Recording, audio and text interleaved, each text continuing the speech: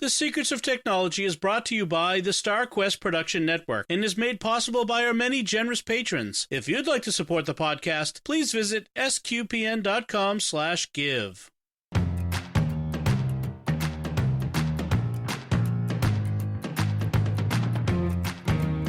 Hi, I'm Dom Bettinelli, and you're listening to The Secrets of Technology, where we discuss the technology news that's important to you from a uniquely Catholic point of view. And joining me today on the panel are Joanne Mercier. Hey, Joanne. Hey, Dom. And Thomas Sanjurjo. Hey, Thomas. Hey, Dom.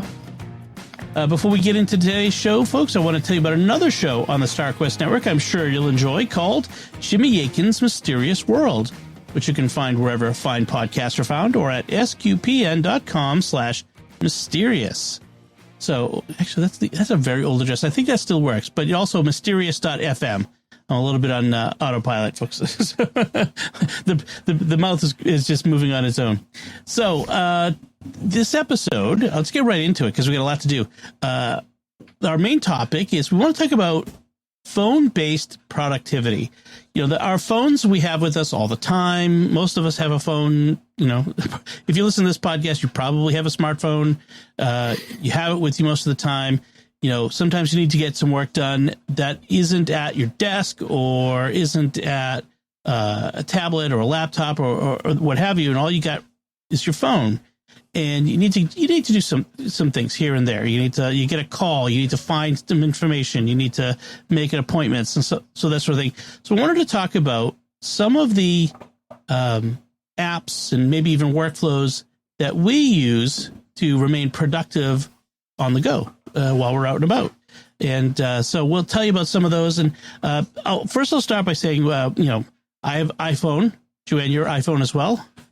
Thomas. Oh, yeah. I have a 16 now. Ooh. 16 Pro. Yep. And Thomas, you're an Android? Yes, I'm an Android user. So we'll be covering the gamut. So you see, we won't just be from one perspective, which is good. Right. I want to make sure we cover everybody. So let me hop right off by talking about one of my favorite apps that I've had for many, many years. This is going on, gosh, we're more than 10, probably close to 15 years I've been using this app, and it's called OmniFocus. I've talked about it before on the show, and OmniFocus it's originally, and still is, if you want to use it this way, a getting things done app. David Allen's famous getting things done productivity method, where you take you brain dump everything into an inbox, and then every so often you go through the inbox and sort things into projects, and those projects have contexts or tasks within projects, and those tasks have contexts. And when you're in a particular context, like sitting at a desk or at a particular location or something a little more like making phone calls, you do the things that are in that context. So that's the getting things done methodology. And OmniFocus started as a GTD app, but it's really expanded to work for many different ways of doing it. I'm not strictly GTD, but I work from a projects, task, due date perspective. That's the way I generally work. I live and die by due dates, and for strict GTD, due dates are not really a thing unless something like literally has to be like done by a certain date. That said, OmniFocus is a very powerful tool, but it's a complicated. It's got a little bit of a steep learning curve. Yeah. And but Omni Group, which makes it, they offer some tutorials and some tools for getting up to speed with it. And I couldn't live without it. Everything I do is in it. And I live in something called the forecast mode. So I bring it up on my phone, and it shows me today. You know, so what are my tasks for today? What are my tasks for tomorrow? Things that are past due or due right now are red. Things that are due soon are yellow. Things that are not due yet are in gray. And then I can look through it. I can see what tomorrow is going to be, but it also shows me my calendar in this view, my appointments and that sort of thing. So it's really OmniFocus is a great tool. And it's got lots of automation built into it, so you can program it. And the great thing is the automation, they've gotten away from being strictly AppleScript, which is a Mac-based automation, and now they have JavaScript. So you can do automation on the phone. So you can automate some of your workflows, which is really fantastic to be able to do that on the phone, not only at a laptop or desktop. And so, what are some of the other things? Perspectives, so that you can, like, I have a bill paying perspective when it's time to pay the bills. I bring up my bill paying perspective and I see all my tasks related to the various bills or other things like that are financial. So, it has these great customizations. So OmniFocus, I would say, is my number one on the go, stay productive tool. But it's not my only task related tool. I'll get to that next. But Joanne, why don't you share with us one of your productivity tools for on the go? Well, since I'm ensconced in the Apple universe, one of the, my main one right now is Notes. Everything I do is dumped into Notes somewhere.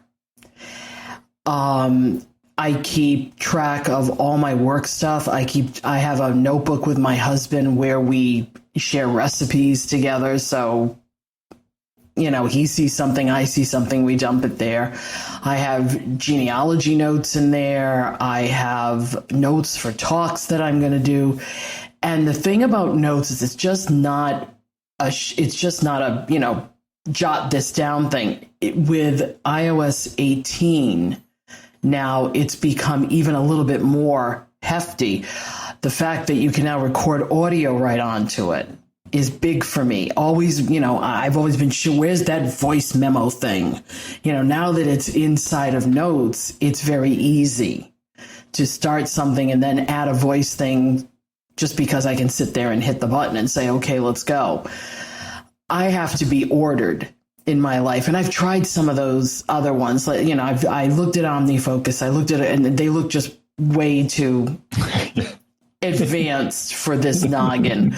So something as simple as Notes. And I was using Evernote religiously for years until they jacked up the price so high. I went, why am I doing this? Right. And I started change the product. Yeah. It was not recognizable after a while. So it's like, okay, when they said you can import, Evernote's into Notes, I was like, I'm there. So everything went there. So it really is my go-to, whether I have it on the phone and then pick it up on another device. There are a few caveats, like there is certain things you can't do on the phone still that you can do on the computer or on the iPad, but mostly duplicating, because I do a Bible study every week and I use the same format, so I just duplicate it. I try duplicating it on the iPad, it won't do it. I have to be in a Mac to duplicate it. Although I haven't found it. So if you know where that is, Dom, tell me. Think about it. But I haven't found it. I can pin things, I can sort things, but I can't duplicate them for some reason. It is odd. Yeah, it is odd. I don't know why that's there. But, for something that's free, that comes with your iPhone, and you're looking for something that can be like your utility knife, your Swiss Army knife, right? This is the app to do it on. Yeah. And Dom's looking it up. If you can find it, tell me. Well, now I'm curious because, this pin, lock, share, move, and delete. Thank you. On mobile, they don't always offer the same features, and it's a lot of it has to do with file structure on mobile devices. So that's probably a lot of why they can't just do a duplicate copy or something like that.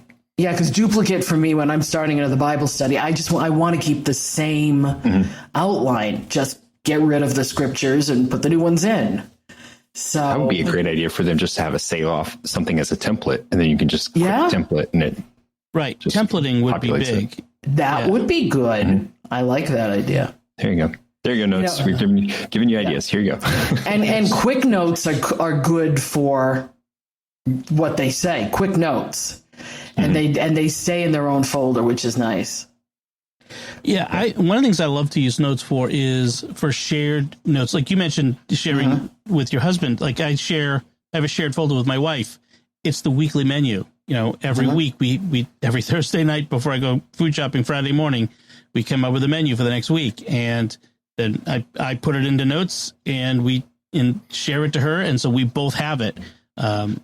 Just because it needs to, we both need to know what we're having for dinner tonight. Yes. See, it's such a great idea, and I am my own worst enemy in this because I got my wife into bullet journaling, and so now the menu is in her bullet journal. And I'm like, I need it digitally because if you ask me to make dinner, I have no idea what's going on. And it's also good for. Go ahead, Joanne. And it's also good for sharing Christmas lists. Oh yes, right.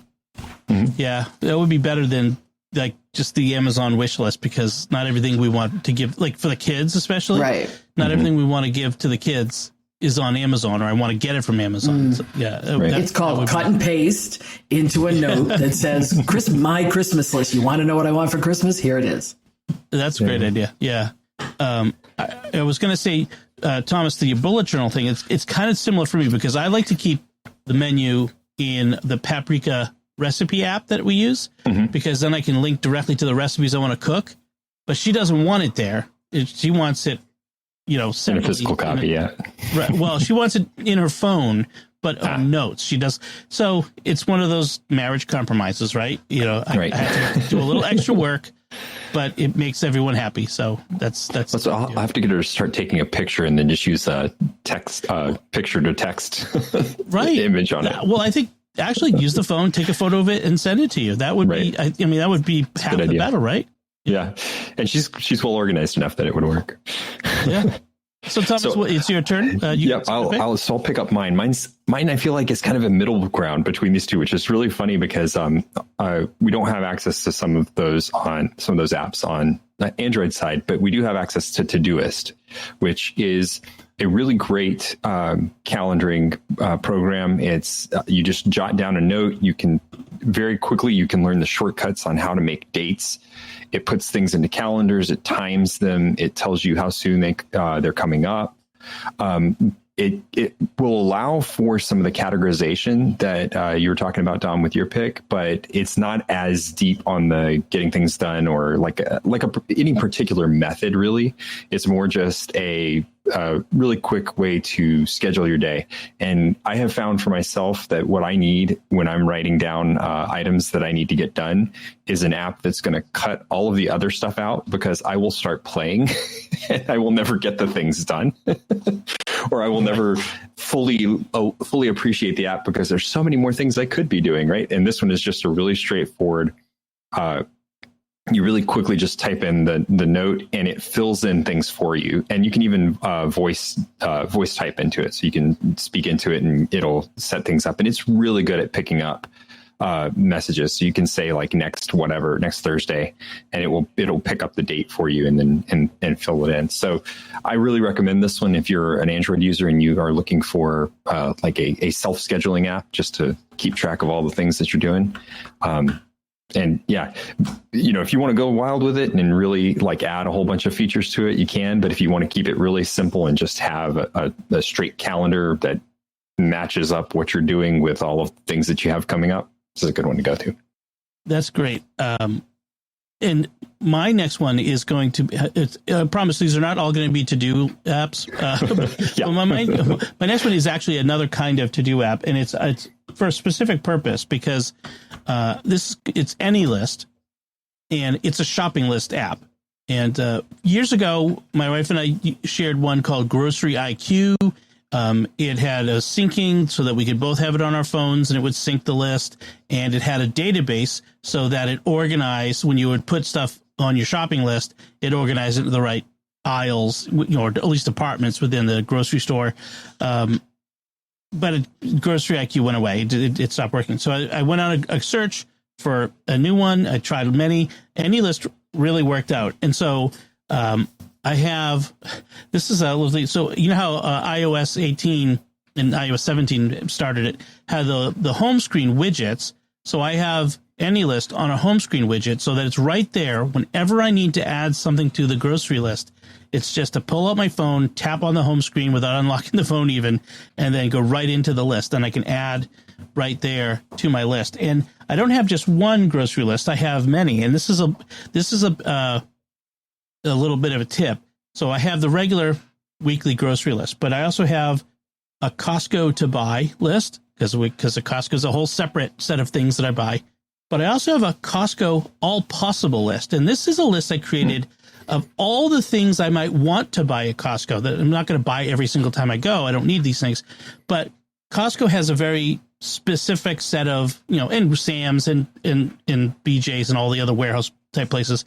They have a specific subset of things that they carry, which changes seasonally and whatnot. But usually there's a subset of things that you could buy there. If I need 25 pounds of flour and 50 pounds of rice, I know where I'm going to get, or a huge, or that giant canister of peanut butter pretzels. Yep.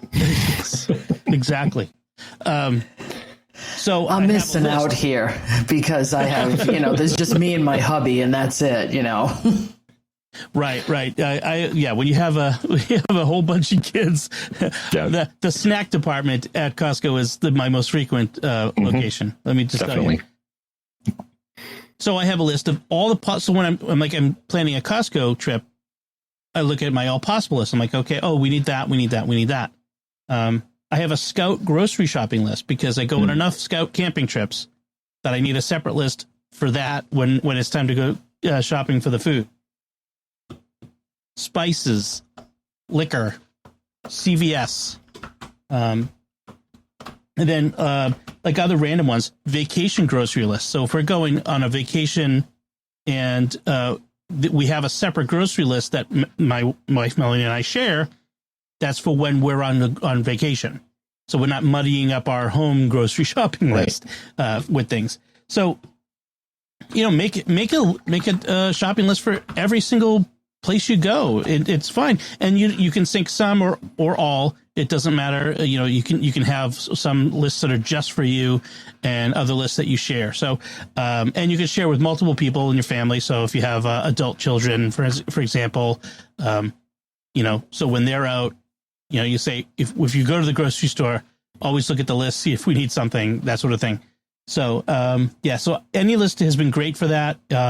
It's a few bucks a year. I think there's a free version, but in general, you probably can most people can get away with the free version. I think. I forget exactly the difference. The syncing might be a paid issue. They have meal planning in it. And they have recipes in it. I don't use it for that. It's not great for either of those things. I have better apps for that sort of thing. But for just as a shopping list thing, it works great. Let's see. The Mac. Okay, so a Mac or PC app is in the paid version. So that's one of the paid version bits. And then there's a few other things, but they have the list on the website. You can take a look at that and see if the paid version's right for you. But you can at least get started with the free version. So, Joanne, what is your next productivity app? Well, as one that likes to keep my phone numbers separate for lots of things, I'll preface this by saying we in our office at the parishes have a system where we can put an app on our phones and that we can answer the phone at the office. So we're never away from the office. Okay.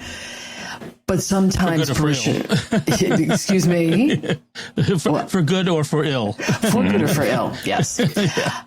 But there are some times I don't want, or for some strange reason, the parishioners don't call me on that line. They want a number they can reach me at. And I don't want to give them my cell phone, my personal cell phone number. So I've had a Google Voice number for a long time. And the Google Voice app on the phone, yes, you can only have one Google Voice number, unfortunately. But at least what it does is it functions as if you were able to pick it up on a computer, and you can text and you can call and it can call you and it rings through your phone, so that I don't have to give them, my regular cell phone number. Now, that to some people that might just sound picky, but when you're dealing with people who want to text you and call you at all days, times, and hours, I know the difference between that phone, my work phone, and my regular phone. So if you're a manic person like me, then getting the Google Voice number and using the app and putting it on your phone is a way to get around some of that. They're getting me. They're getting a hold of me. They just don't know my real number. Is that just really too manic, or? No. I mean, I have a Google Voice number myself. I use it as our home phone number. When to give out to companies, so they don't have to give people for the same reason I have to give people my cell phone number and my wife's cell phone number. Also, because a Google Voice number can ring multiple phones, it means that if someone calls that number, it can ring my wife's phone and my phone. So one of us will pick it up. So yeah, a Google Voice number is a great idea for a lot of reasons. I like being able to, you can block people with it. If you have to. And you can even set it up so that it rings out as a disconnected number if you have a particularly persistent, annoying caller. I haven't found that yet. Yeah.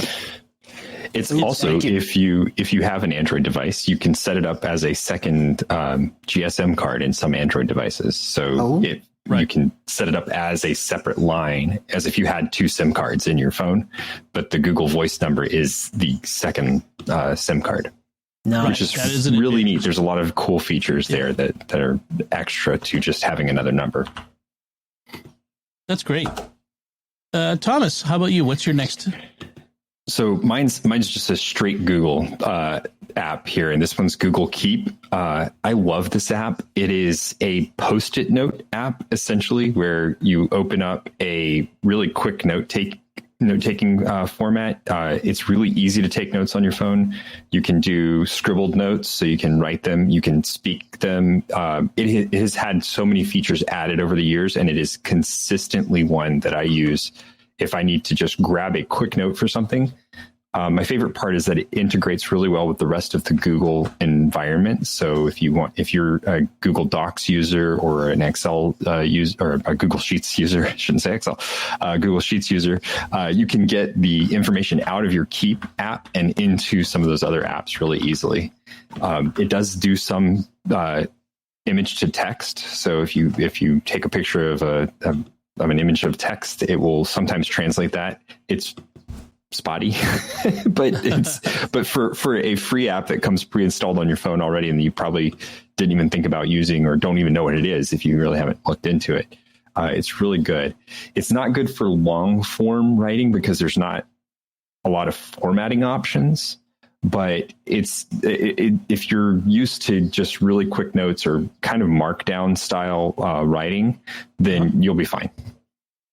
So sounds like a lot of utility, like Apple Notes or an app that I particularly like, Drafts. That sounds really useful. Yeah. I really love the broader connection to all of my Google Docs too. That's the one that I use all the time. So I'll start writing something in Note or in Keep, and then I will transfer it to a Google Doc, and it does a really good job of pulling in the intent of what I was doing, not so much just the exact formatting. So if I was doing a list and I just really haphazardly hit enter a bunch of times and made a list of items, Docs will know and will pull that in as a list, and it'll ask me if I want to number it or if I want to have check boxes on it or something like that, and it allows me to format it into something a little bit better on the back end. Awesome, very cool. So my next one is a little interesting, a little bit off the wall, but hear me out. It's the ChatGPT app on the phone, and for a very specific purpose. I mean, ChatGPT is useful for all kinds of things, But here's one interesting use case, and this was something I learned from the guys at Mac Geek Gab podcast, Dave over there. One of the things he does is when he goes on car trips, especially alone, obviously, he puts ChatGPT in voice mode and talks to it. And asks it to teach him about something. So if you've got a topic you want to learn more about, tell me about the Russian history in the 19th century. I don't know. I'm just picking something out of thin air. And then you can go back and forth with it. It's a dialogue. Now, hold on. You'll say, hold on.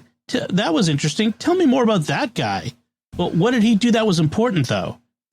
Oh, that's really cool. Let's dig deeper into that. Like, it's literally, you can like have a conversation with it. It's like, it's very Star Trek-y when you get into it. It's not perfect. And of course you got to take, don't learn brain surgery from it, because you got to take it with a grain of salt. The LLMs can hallucinate and all that sort of thing. But if you just want to learn broadly about topics, I mean, it's not going to replace the great courses, that sort of thing.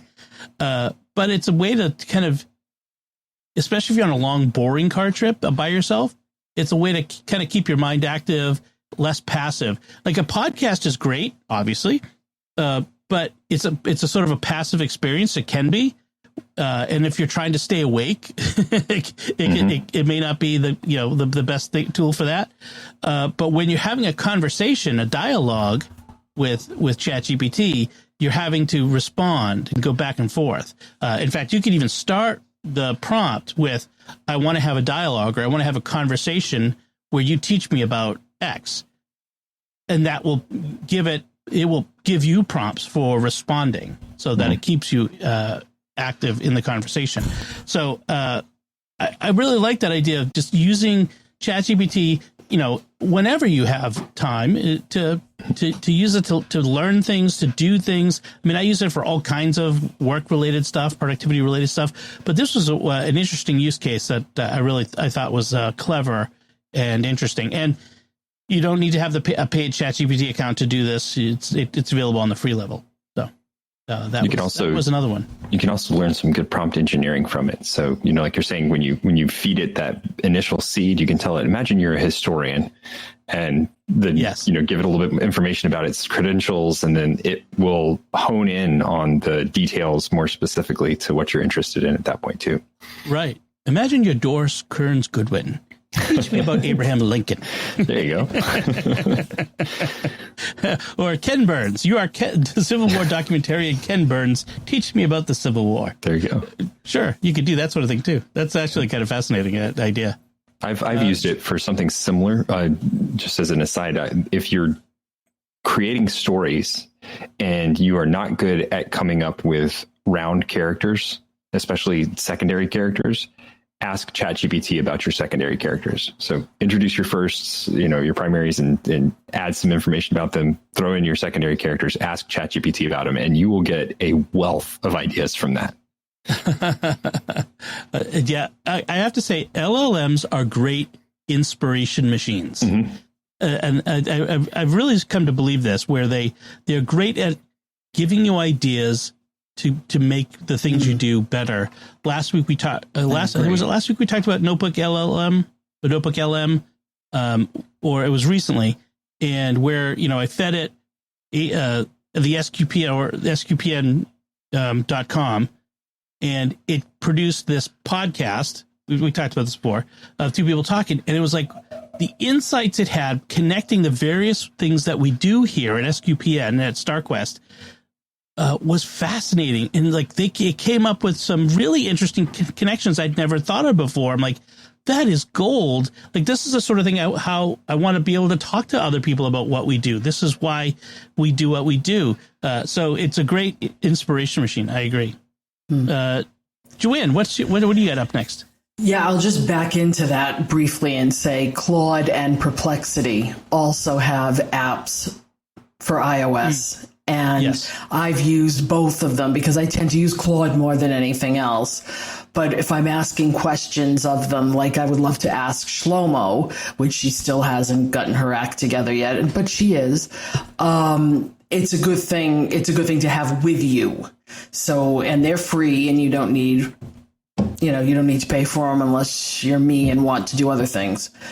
But I will now go ahead and say, for those of you who are into genealogy like I am, having the genealogy apps on your phone are gold, because when you're out in the field or out in a family history center or out anywhere talking to your relatives, having that with you is everything you need to get a conversation started and then get some information. I use a particular app called Herodes, and it has its own iOS and iPadOS apps. Now, yes, you have to pay for the whole bundle because they don't give you the apps for free, even though you buy the main computer app. But I was recently at a family gathering, and of course they know I'm the family historian, and they said, okay, who is this person in this line? And here I am picking it up, opening up the app. Okay, here's where they, and you see what is on your computer. You see your family tree there, and then you can take their information and then return home to the computer and sync it up. It goes back and forth. And the thing a lot about genealogy is serendipity. So if you tend to kind of bump into this stuff anywhere. So having your apps on your phone, of course, Ancestry has their app. Family Search has an app. But if you're using a particular family tree app that like Herodes is, or Family Tree Maker, or any one of those, you want to have the corresponding app with it, so that it's always with you. And like I said before, I do put genealogy stuff in notes, but it's usually my notes saying, look up this person, or I've got this information here that I wouldn't want to put in the tree already. So it's a little bit of a balance. But if you're really into genealogy like I am, get the apps for your phone so you can take them with you. And Ancestry, yes, the DNA is all there too. Yeah, if you want to carry your DNA around with you to match with other people, God bless you. But there it is.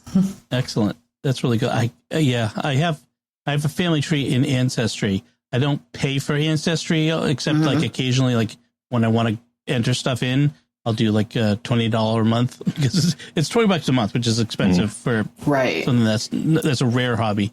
But having the app on the phone, I've been at family gatherings where we wanted to drag out the family tree and look at it, and having it on a phone would have been really great. Well, a pro tip on Ancestry, and I know I'm giving away the farm here, but I can do 6 months World Explorer for $84, and then I let it lapse, and then in about 2 months they're sending me another. Don't you want to come back for $84? Sure, because if you don't, it's $160 for 6 months. Oh wow! Right. That's I've played that, and they think they know we all do it, but. So the real price is $84 for 6 months. Yeah. And with a 2 month break. Yeah, you take a month or two off, and then it comes back. Yeah, there you go. Thomas, nice. What's up next for you? Okay, so this is kind of a goofy pick, but I really do feel like it is a productivity app for me. It's called Giphy, and it is a meme reaction app. Basically, it's a great app to find GIFs. Especially reaction GIFs. And there are just times where you're having a conversation with someone, and the best possible response is that scene from Star Wars, or that moment in Ferris Bueller's Day Off, or just countless other things that you know of. You might, and you can search this by the text that you want to use. So you're saying wow to somebody, and you can search Giphy for wow, and it will return Owen Wilson with his wow face.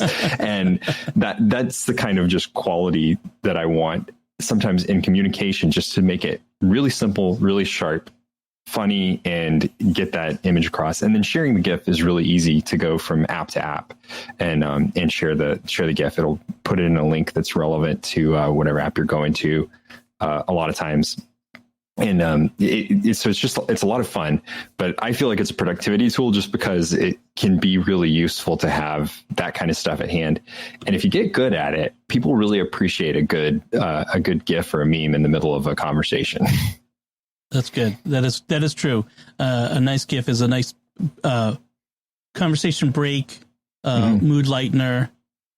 Wow with a GIF is sometimes better than. It conveys more than just the simple text. One of my favorites is Why Not Both? The little girl from the ad. Yes. Yeah. I use that a lot. Great. That's awesome. So I want to just do one more round if we can, and then we'll save the rest for another time. Okay. So while I'm doing mine, I want you both to pick the one you want to, the one remaining one you want to do. I want to talk about, it's hard for me to pick. I want to talk about package tracking because I do a lot of that. And it's not just one app. I have a bunch of apps. I have Deliveries and Parcel. Those are third-party ones. They're very similar in that they both. Those two for me are mainly for tracking Amazon packages, where I get a lot of those. I'm probably not alone, like a lot of people, and USPS packages. The stuff that comes from FedEx and UPS, they've locked down their systems so that their tracking has to happen in their apps. It's kind of annoying. But you got to have the apps on your phone.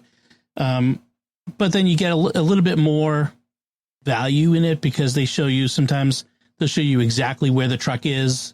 The truck is 3 streets over, so don't run to the bank. He'll be here in just a few minutes, that sort of thing. But so Deliveries and Parcel are very similar.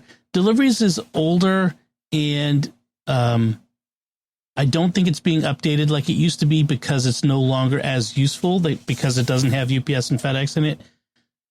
Parcel is being updated, and it integrates really well with Amazon, but it has this weird thing where every once in a while you have to go in and reconnect it to your Amazon account. I don't know if it's an Amazon problem.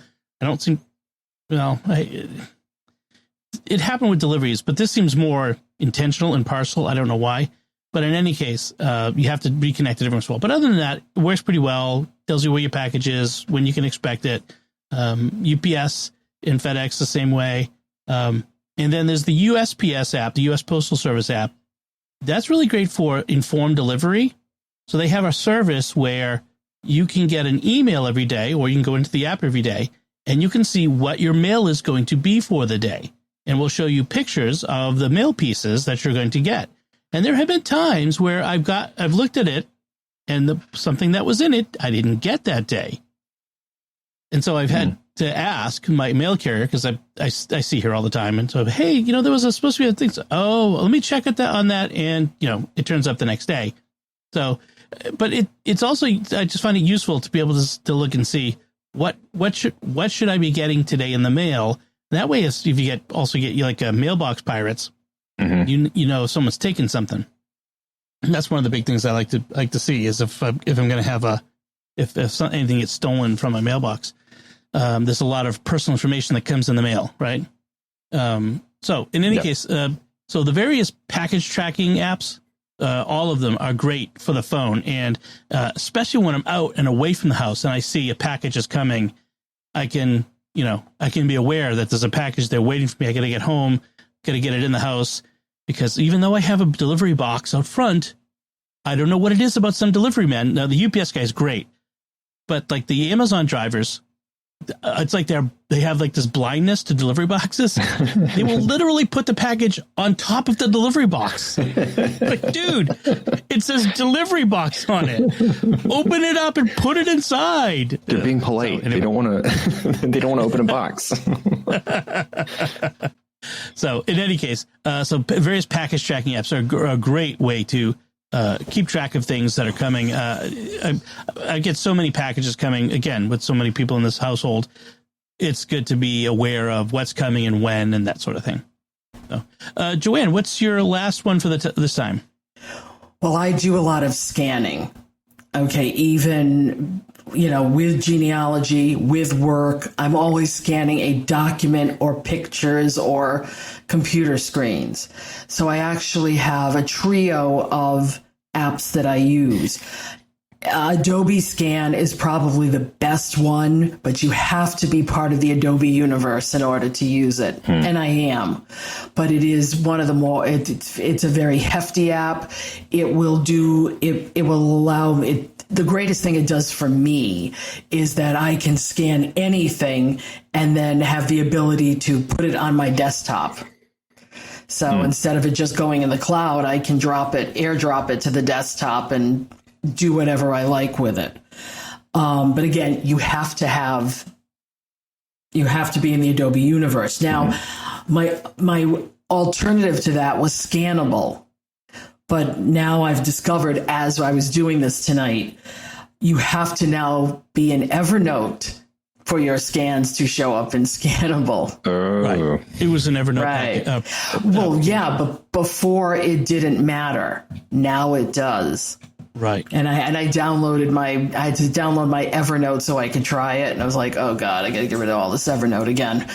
But if you do have Evernote, it is also a robust scanner. And these scans, a lot of people just take pictures. Here, let me take a picture of this document and send it to you. No. I need something that looks like a document, not like a picture of a document. So, I do know the difference. But if I'm looking for pictures, okay, Google Photo Scan is probably something that has a little niche. The thing about and I use Photo Scan mostly for genealogy because it will scan a picture in a frame, and it will scan it as if it's not in the frame. It takes a little bit more time. It has 4 circles around the corners, and you have to match up all those circles. And whatever it's doing, it's taking out the glass, the glare. And so the picture looks like it's not in a frame. That's good when you go to your relatives' houses and you say, I don't have that picture. Click. It's also good for computer screens. Now, every once in a while you get the lines, but most of the time you don't. So it's good if you happen to be in a family history center and you don't want to pay 25 cents a copy, and because they won't let you download it to a stick or send it to yourself. Google Photo Scan is probably your best bet to get the information. So if you're like me and need a scanner, that does, use that wonderful, phone photo camera that is like probably better than a regular camera, use that and use one of these apps with it. So you mentioned like Scannable is no good anymore unless you're an Evernote user. There's an app that I've been using called Simple Scan. It's from the same guy who makes the Drafts app that I really love. And it is, as it says on the package, Simple Scan. It does everything you need it to do. It will send it to the particular apps you want it to do. It's great, nice and simple. Straightforward. So that's good to know. If you don't have the Adobe suite, Adobe Scan is great. Let me tell you. It works great. But if you don't have the Adobe suite, you don't want to pay. 70. I forget what it is nowadays. $70 a month for the Adobe Creative Suite, just so you can scan. I forget, some crazy. You get they are like, they're starting to sound like it. They're starting to do something like Ancestry. Oh, where they're doing the deal. Yes, half off for 6 months and then take a break. It's a year, and this is the second time around on all of the apps for a nice low price. So that's good. Yeah, that's not bad. But if you're in Adobe, if you're in the Adobe world, get the scan. Yeah, I have the Adobe Creative Suite on a nonprofit pricing for StarQuest, so I get the whole thing. Yeah, so that's great. Thomas, your last productivity app? So my last one is I do a lot of networking stuff, especially as for my home network, and being able to access my server from anywhere is really important. I've mentioned this app before, so definitely felt like it belonged here. It's called Juice SSH, and it is a shell app so that you can shell into a remote server. So if you've ever done headless shell scripting or bash connection, this is an SSH app. It works just like any other SSH app you would use, except it's on your phone. It has all of the special buttons that you need, and that's the real trick here, is that you can tab complete. You have the control button, and it's very intuitive because it uses your keyboard on your system, but then it has a small tray above that for all of those shortcut keys that you really need. And then if you need to map a key, you can also add a mapped key into that tray. And which is just fantastic. Like the whole thing is just very, very well thought out. You can save connections. You can connect really quickly. So, I'll be out with my kids. They'll have a friend that's like, oh, I want to join your Minecraft server. And I'll be like, okay, what's their username?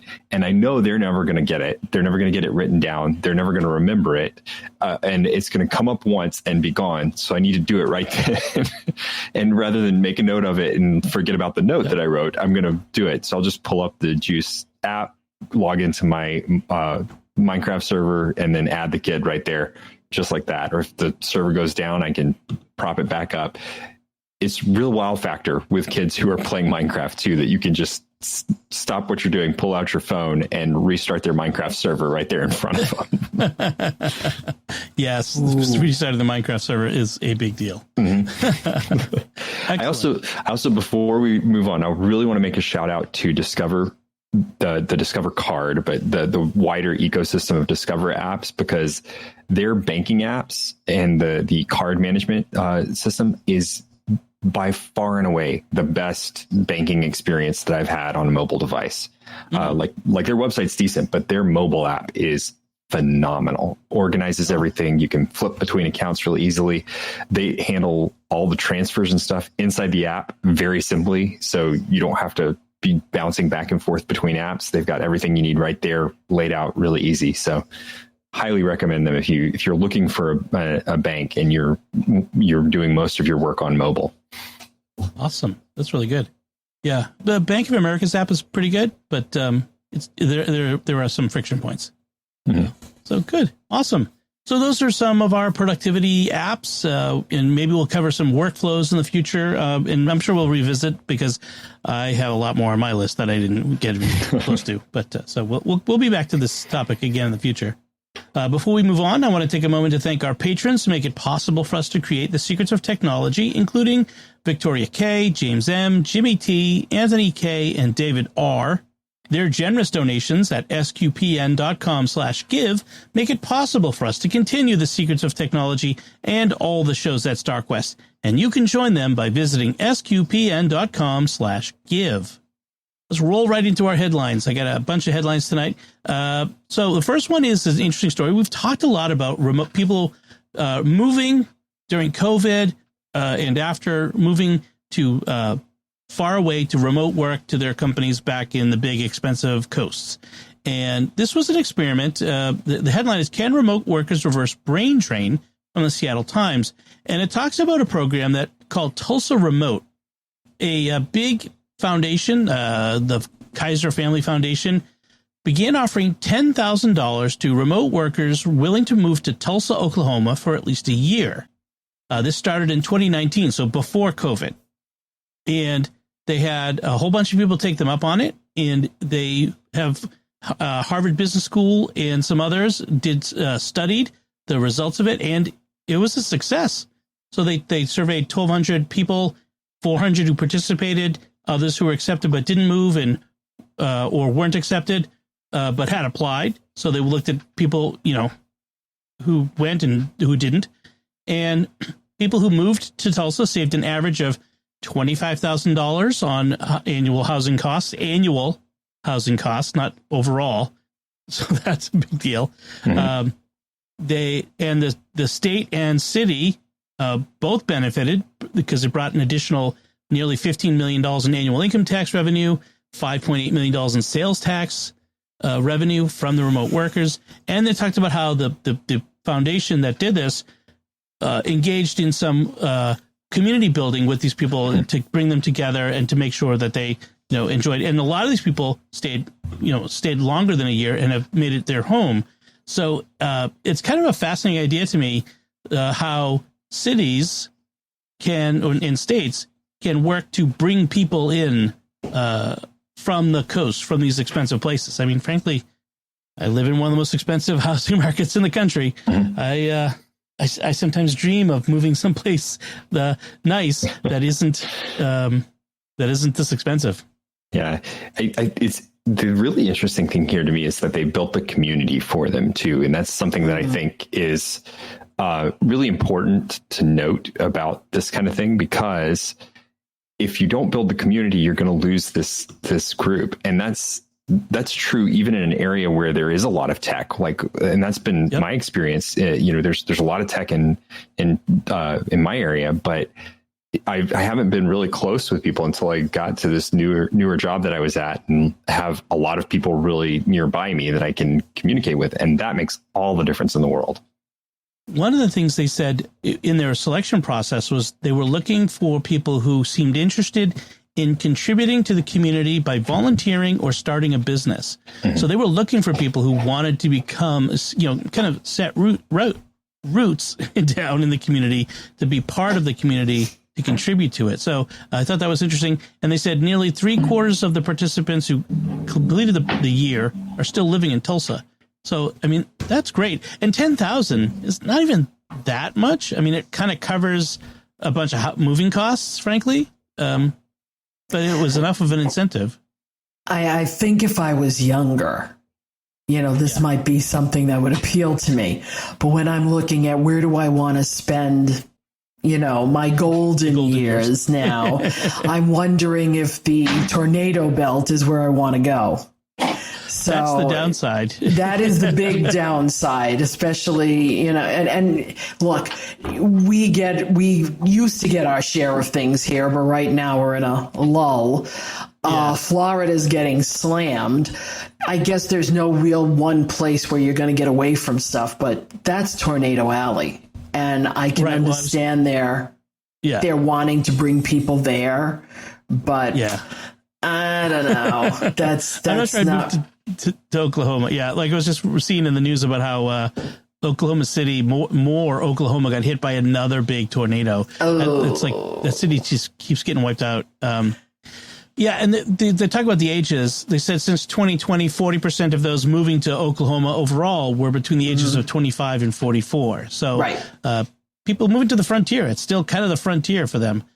There was one woman who moved from LA, I think it was. She's a financial planner, but she convinced her parents, who were living in Northern California, and her sister to all move as well, so that they could be part of the, they could be in a community together there. And that was an interesting idea too.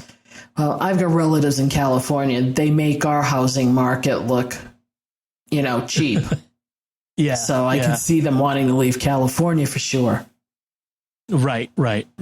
Yeah. So interesting. It'll be interesting to see other places do this. I know Vermont had a program for a while too, where they're trying to entice people up there. I'd be interested to see that. So our next headline is from what was it from? The Atlantic, The Broken Promise of USB-C.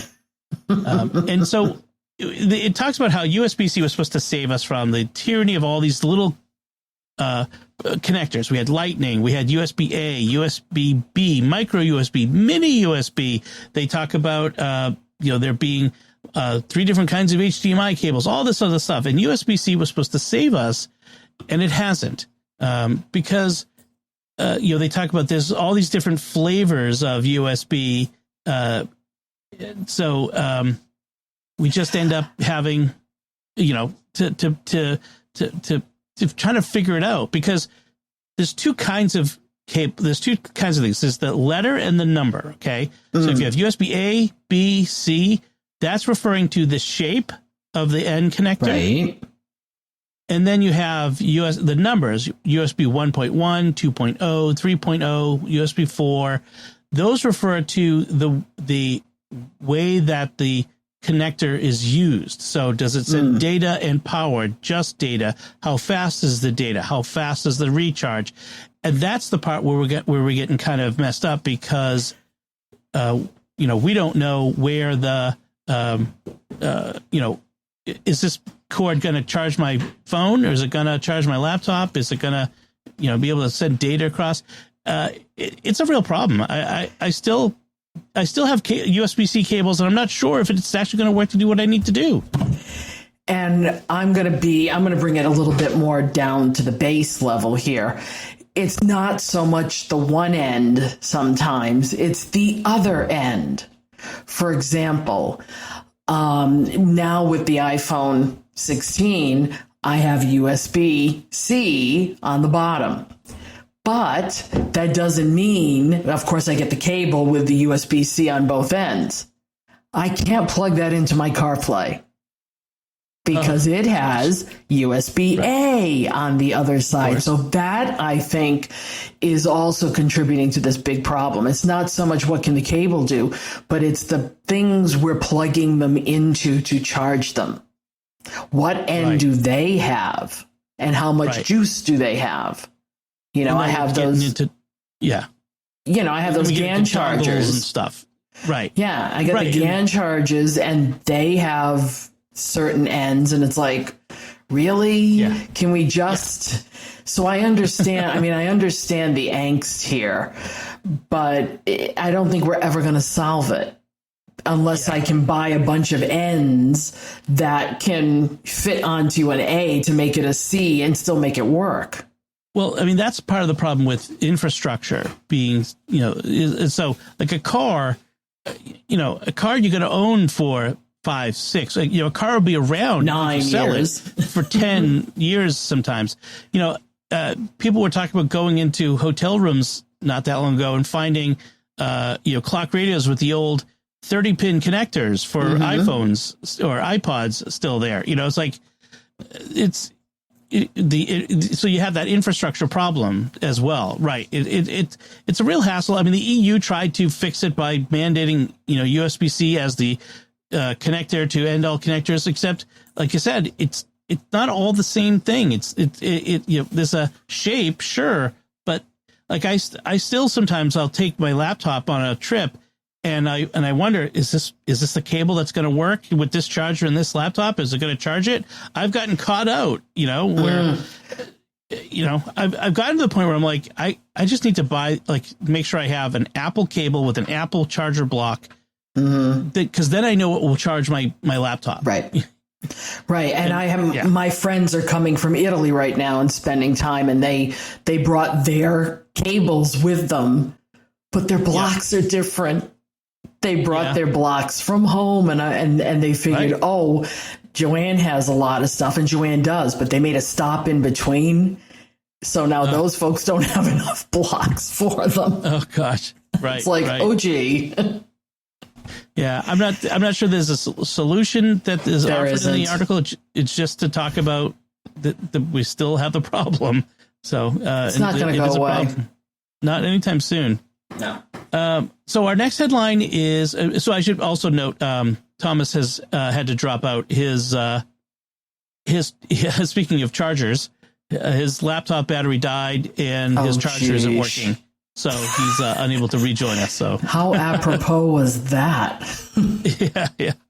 So our next headline comes from the Washington Post, and it says heat pumps were supposed to help save the planet, but they've run into a bump. And so it talks about heat pumps as a new, more energy efficient way of heating and cooling our homes. Full disclosure, I have a heat pump in my house now. We got it just over a year ago when our AC died, and so we switched over to heat pump. And it talks about how actually the switch over to heat pumps has slowed down. People are not adopting them as fast as they thought they would or should. And one of the issues is the cost. Electricity is more expensive than propane or natural gas or oil. Just so folks understand, people in the Northeast in New England are mostly oil heat, whereas most of the rest of the country that doesn't use electricity to heat is using natural gas. I never realized that it was that there was that division until not long ago. So I think people need to recognize that there are lots of people still using both kinds of fossil fuel. So they talk about the various reasons why and that sort of thing. But one of the things I point out is, like, even though electricity is more expensive, heat pumps use less of it. So it is still less expensive. And I just got a notice in the mail from the utility. It was like a general notice out to everyone that the state utility commission approved a 30% hike in natural gas costs. That's so high. I'm so glad I'm not, on natural gas for that, because it would be driving me to look for a heat pump. That's for sure. But if you also have solar, then you're doing pretty good, because solar plus electric heat pump, you're running that heat pump off of your panels. You're not necessarily having to buy it all from the grid. You're doing a little better in that case. And I just find heat pump to be great, especially in the summer. There's still concern. People have concern about when it gets really cold, heat pumps don't pump out the heat quite as well as a furnace does. But they actually have supplemental systems, and the newer heat pumps actually do a better job in the lower temps. So they're not. Some of that's old information as well.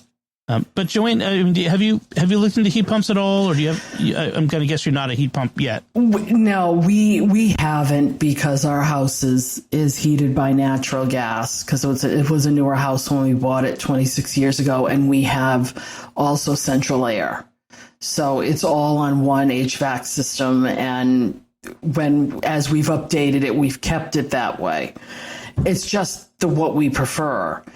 But I will say, yes, we've had to do all kinds of other measures so that when the powers that be start jacking up the price, we have to make sure that we can counter that by measures in the house.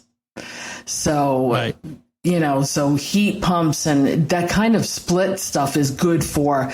I've seen my husband suggest it to parishes that he's been in for different things. For the mini splits. So there are different kinds of heat pump. Right. We have one that's it's like the central AC, which is, in fact, all we did was we kept all the same ductwork, and it just replaced the outdoor condenser with the heat pump. And so it's forced hot air through the same ductwork, whether it's hot or cold. I looked into the mini splits. I didn't love all of the hole cutting in the walls we would have had to do to put splits in all the different rooms, and we already had the ductwork, so why not use it? That was my philosophy on that. But there are many different kinds of heat pumps, including geothermal heat pumps, if you can get away with it, and those are great. Those use the heat of the earth to exchange heat. So. But I think in parish centers and in rectories that are being used as offices, those mini splits are probably very cost effective and produce the same results. So in that respect, they can be used well. I don't know. It's when it comes to heating and cooling right now and electricity, everything is expensive. It is. And I think to put a mini split in, to put a heat pump in or a mini split in, what's your return on that? How long is it going to take you to make that return on what you're spending?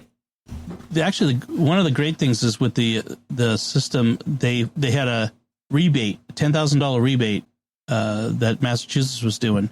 That we got back on it. So that was really good. So we ended up, we had to, because the old AC system had broken down, and it used the old refrigerant that you can't buy anymore.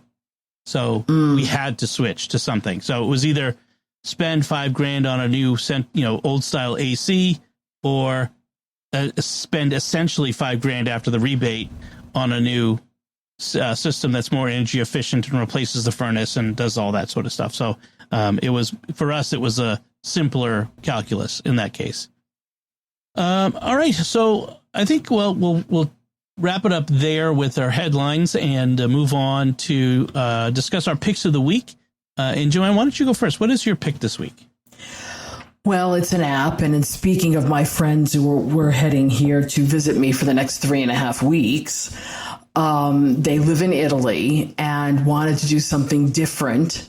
So they took a cruise from Rome to Orlando, and it took 13 days. Now, my husband is the one who turned me onto this because he said, remember when we went on that cruise to Canada and I kept looking on my iPad all the time? Well, there's this app called Cruise Mapper.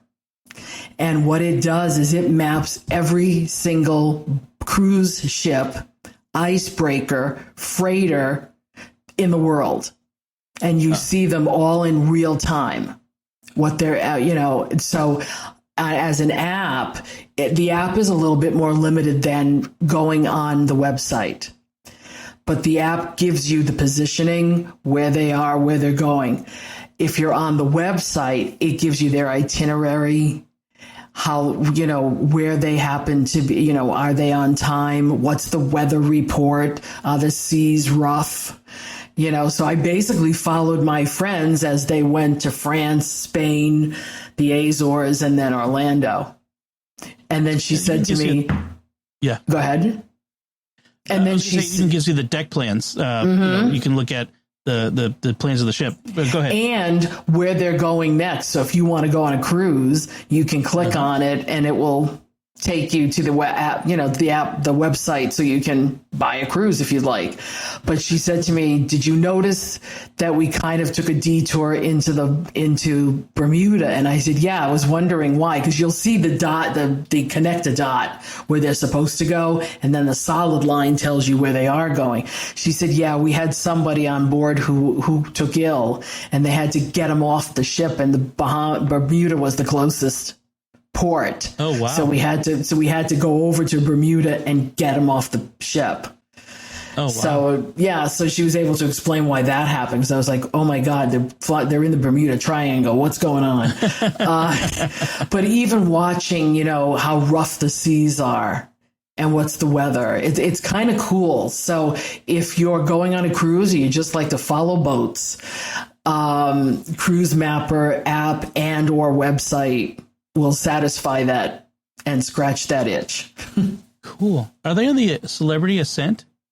No, they were on the Norwegian Epic, which is now cruising around Mexico somewhere. Oh, okay. But they came looking across at this one ship. Oh, yeah, they've already arrived then. Yeah, they're already in Orlando. So. Oh, okay. Because I was looking at this one ship that went from Barcelona to Fort Lauderdale, which is kind of... That's, cool. Right. It's really cool to watch them. And the gray ones are icebreakers, which are also research ships.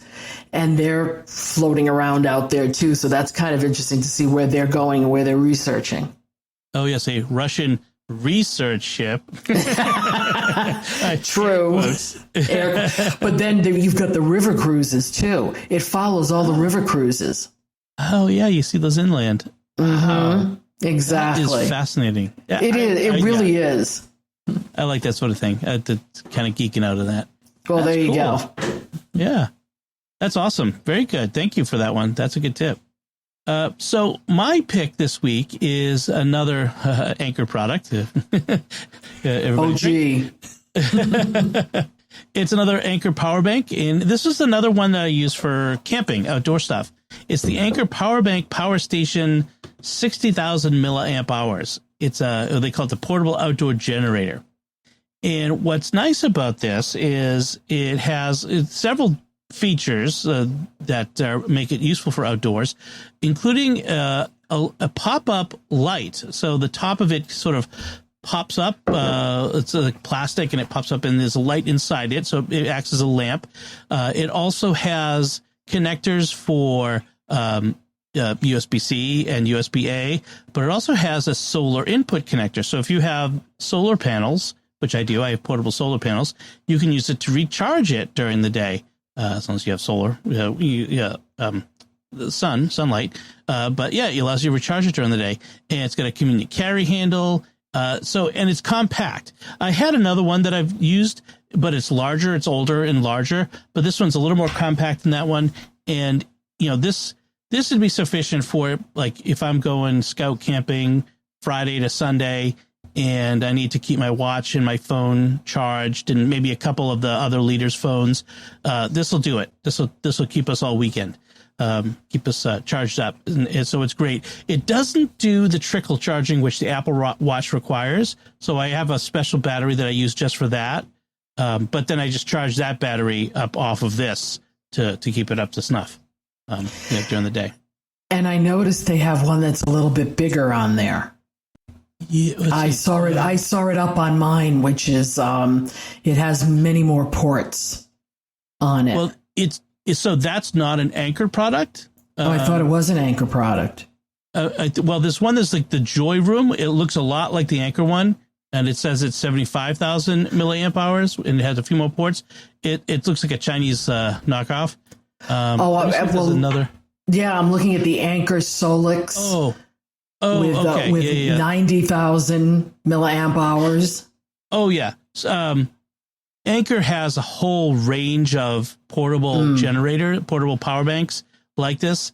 You can get them up like they go all the way up to house power batteries nowadays, which is kind of amazing. Anker has a full range of the Solix systems, but for portable power, they have a whole bunch. So if you're the type that needs one that can last a week out in the wilderness, you can get one that does that as well. So I found this one to be a nice balance of the cost and output for my needs. But any of these will work great. Just get the one that has enough power for you. So, and that'll do it this time. Again, we lost Thomas, but we'll get his, whatever his pick was. We'll get that next time he's on.